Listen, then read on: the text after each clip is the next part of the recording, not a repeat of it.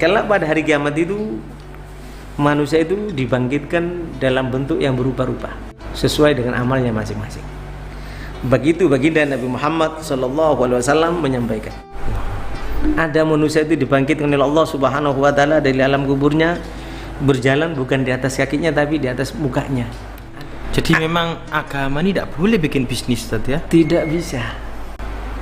Mengerikan. Hematnya Nabi Musa yang dibentuk oleh Allah, dikutuk menjadi babi, dicari oleh Nabi Musa karena rindu, yang namanya Bal'am bin Ba'ura yang diabadikan dalam Al-Quran. Dan dicari mana Bal'am bin Ba'ura karena rindu Nabi Musa, karena dia seorang santri yang alim, yang kadang-kala menggantikan Nabi Musa dalam berdakwahnya. Ternyata dibawa oleh malaikat sudah berbentuk babi. Nabi Musa kaget, saking kagetnya tidak bisa berucap apa-apa. Akhirnya apa yang terjadi? Malaikat bertanya, ya Musa, kau tak cari muridmu Bal'am, setelah aku bawa muridmu ke depanmu, kamu tidak tanya apa-apa. Apa ini betul Bal'am dan kenapa dikutuk menjadi babi? Kau tidak tanya apa-apa. Nabi Musa masih tercengang, kaget dengan muridnya dikutuk menjadi babi. Akhirnya malaikat menjawab, tahukah kamu wahai Musa, karena Bal'am ini menjual agama demi untuk mendapat kemewahan, kepentingan dunia. Ya Allah. Juga ana mau tanya juga, seandainya ini Ustadz, dia tidak mengharapkan uang dari ngajarnya dia tidak dapat juga pengalaman kerja, itu kalau dibiayai itu dari masyarakat itu gimana, Ustadz? Semuanya kasihan gitu, kita biayai gitu. Karena Rasulullah menyampaikan itu yang bikin kita bingung kadang-kadang, Ustadz. Paling halalnya apa yang kamu dapatkan dari rezeki adalah dari hasil ngajar, asalkan tidak menjadikan ngajar itu sebagai target, tujuan bisnis. Oh, pengabdian, dapat iya tidak dapat iya. Oh gitu. Itu rezeki yang paling halal, cuman bukan dijadikan bisnis.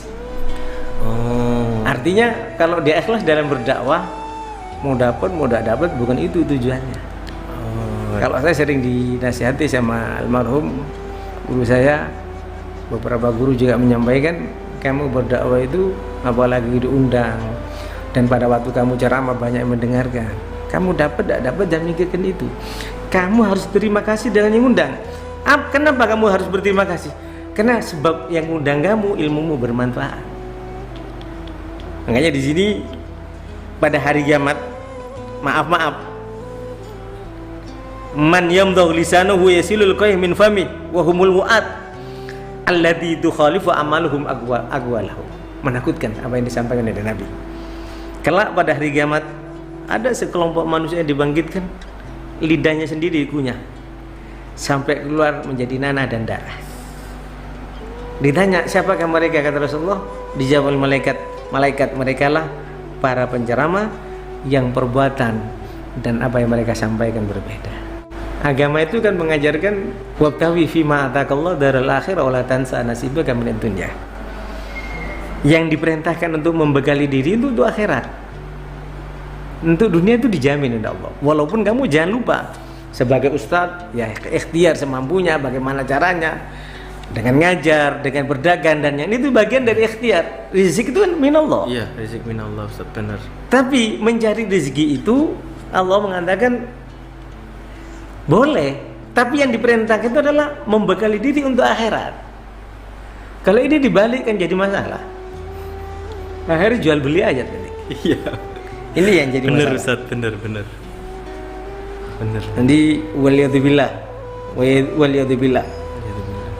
Bahkan Rasulullah SAW juga menjelaskan, wa minhum wa asaddu natnan minal jifa wa humul ladina yuqbiluna ala ladzat wa syahawat wa yamnauna haqqallahi min amwalihim. Ini kan bulan Ramadan sangat tepat sekali tentang bagaimana zakat ya. Kalau zakat mal terutama, zakat fitrah itu jelas. Rasulullah menjelaskan tuhratan lis-shaimi wa tu'matan lil masakin. Zakat fitrah itu prioritasnya untuk fuqara al-masakin, untuk makan mereka supaya mereka unuhum anit tawaf fi hadzal yaum. Kalau hari raya jangan sampai ada orang minta-minta umat Islam itu. Maka prioritas zakat fitrah itu. Jadi jangan zakat fitrah untuk bangun masjid. Jangan zakat fitrah untuk prioritas untuk beasiswa seumpamanya, itu tidak boleh.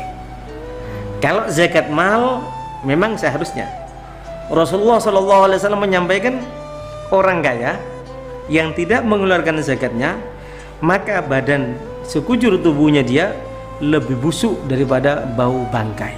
Ya Allah. Yaitu orang kaya yang kehidupannya hanya menikmati kelezatan hidup ini, memperturuti syahwatnya, dan tidak mengeluarkan zakat hartanya. Jadi tatkala dibangkitkan begitu menjijikkan dan menakutkan. Nah, ya, makanya kan ditanya sama Allah. Nanti tatkala dibangkitkan, dalam sebuah hadis disebutkan dalam Ihya, kau kaya rezekinya dari mana? Dari halal. Kamu dapat dari halal, kamu nafkahkan untuk apa? Untuk halal apa haram? Untuk yang halal. Ditanya lagi, dengan kamu kaya ini bagaimana ibadahmu, puasamu, zakatmu, apa mulai berkurang? Ditanya terus. Oh, enggak. Alhamdulillah masih tidak berubah ibadah dan semacamnya. Ditanya lagi, ya Allah, apakah kamu dengan kekayaanmu kamu menyombongkan diri sehingga menyakiti umat Islam yang lain? Terus pertanyaan itu akan berlanjut. Detail itu Ustaz ya. Begitu banyaknya. Sehingga kalau satu pertanyaan tidak bisa dijawab, ya malaikati idhabu bihi fa'alqihi ilanna. Wahai para malaikatku, bawa dia, seret dia, lemparkan ke neraka jahanam. Jadi bukan bagaimana cara kita hanya memahami, oh nanti ada dukhon, oh iya, nanti ada ini, jangan hanya itu pasti terjadi, itu pasti terjadi. Tapi kalau kita ada bekal, pasti orang-orang yang beriman dan bertakwa itu la khaufun alaihim walahum yahzanun, tidak akan pernah takut, akan dilindungi oleh Allah Subhanahu wa taala, akan diberi keamanan oleh Allah Subhanahu wa taala. Jadi kalau membicarakan tentang kiamat dan tanda kiamat, itu bukan menjadikan kita takut kepada kiamat itu sendiri, walaupun pasti ya, namanya rasa takut itu pasti. Apalagi yang dikasih tahu itu orang yang banyak melakukan maksiat. Wah, tambah takut lagi Ustaz, itu pasti Ustaz. Cuman ya jangan fokus takut saja. Tadi itu akidah Ahlussunnah wal Jamaah, ma bainal khauf war raja, takut dan berharap. Makanya Rasulullah pernah datang kepada seorang yang dalam keadaan sakaratul maut, seorang dalam keadaan sudah tidak mungkin hidup. Rasulullah datang menjenguk dia. Rasul mengajukan pertanyaan, kaifa wajadta nafsak? Jadi kematian itu kan menakutkan. Iya. Coba bayangkan Rasulullah sendiri berdoa, Allahumma hawin alaihi sakaratul maut, kan gitu. Saking menakutkan itu kematian, saking menyakitkan dan mengerikan. Nah sebetulnya pada dasarnya untuk memperingati diri saya, Sayyidatina Fatimah Zahra radhiyallahu anha tatkala melihat Rasulullah dalam keadaan sakaratul maut, beliau berteriak, wa qaraba ya abata. Allahumma shalli wa sallim alaihi. Karena Rasulullah itu bukan hanya menahan rasa sakitnya sendiri, tapi juga mengambil rasa sakit umatnya, sehingga tampak oleh Sayyidatina Fatimah, ya Allah sungguh kasihan ayahku, betapa menderitanya dalam keadaan mati, menyakitkan bagi dia. Karena Rasulullah bukan untuk dirinya sendiri saja. Sehingga Sayyidatina Fatimah Aisyah radhiyallahu anha mengatakan, aku tidak percaya kalau ada orang cerita, ada orang fulan bin fulan sakitnya tuh enak, matinya tuh enak, tidak mengalami sakit apa-apa. Tidak mungkin. Sampai seperti itu. Subhanallah. Jadi sampai seperti itu. Makanya Rasulullah bertanya, kaifa wajadta nafsak? Bagaimana kamu dalam keadaan mengalami sakaratul maut seperti ini, dalam keadaan nazak seperti ini, kamu dapatkan bagaimana dirimu? Dia katakan, akhafu dzunubi, aku takut kepada dosa-dosaku. Rasulullah. Wa arju rahmata rabbi. Rasulullah. Tapi saat bersamaan, wahai Rasulullah, ini orang yang mau meninggal ditanya oleh Rasulullah, bagaimana kau dapatkan dirimu? Maka Rasulullah bertanya seperti itu. Ada orang kepada sakaratul maut ini, salah seorang sahabat, dia katakan, ya Rasulullah, aku takut akan dosa-dosaku, tapi aku berharap akan rahmat Tuhanku. Apa jawaban Rasulullah? Wahai fulan, kalau kamu pada saat sakaratul maut ini seperti ini, takut kepada Tuhanmu atas dosa-dosamu, tapi berharap kepada Tuhanmu, maka pasti Allah akan mengampuni dosa-dosamu, pasti Allah akan memberikan keamanan bagi dirimu. Seakan-akan Rasul mengatakan, kamu dijamin kalau dalam keadaan ma bainal khauf war raja husnul khatimah, karena sangka baiknya kepada Allah Subhanahu wa taala.